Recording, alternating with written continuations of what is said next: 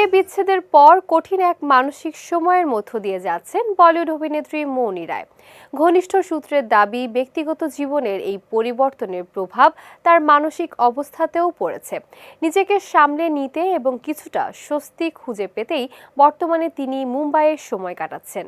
তবে ব্যক্তিগত সংকটের মধ্যেও মৌনিকে ঘিরে আলোচনা সমালোচনা থেমে নেই। সামাজিক যোগাযোগ মাধ্যমে তার বিচ্ছেদ নিয়ে নানা ধরনের জল্পনা কল্পনা ছড়িয়ে পড়েছে।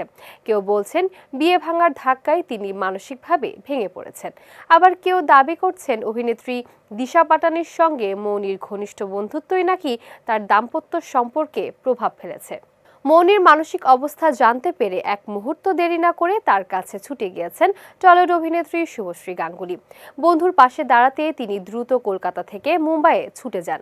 শুভশ্রীর এমন আন্তরিকতায় আবেগ আপ্লুত ও বিস্মিত হন মৌনি। শুভশ্রীর সঙ্গে একটি ছবি শেয়ার করে কৃতজ্ঞতা প্রকাশ করেন মৌনি। তিনি লেখেন, শুভশ্রীর কাছে আমি সত্যিই কৃতজ্ঞ।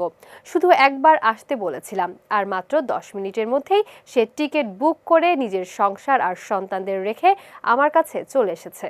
মৌনির পোস্টে শুভশ্রীও আবেগ আপ্লুত হয়েছেন। তবে সংবাদ মাধ্যমের প্রতি মৌনির ক্ষোভের কারণ এখনো স্পষ্ট নয়। সময়ের সঙ্গে তাকে ঘিরে বিতর্কও বাড়ছে। সামাজিক মাধ্যমে কেউ লিখেছেন বিয়ে ভেঙেছে, কিন্তু দিশার সঙ্গে বন্ধুত্বও কি শেষ?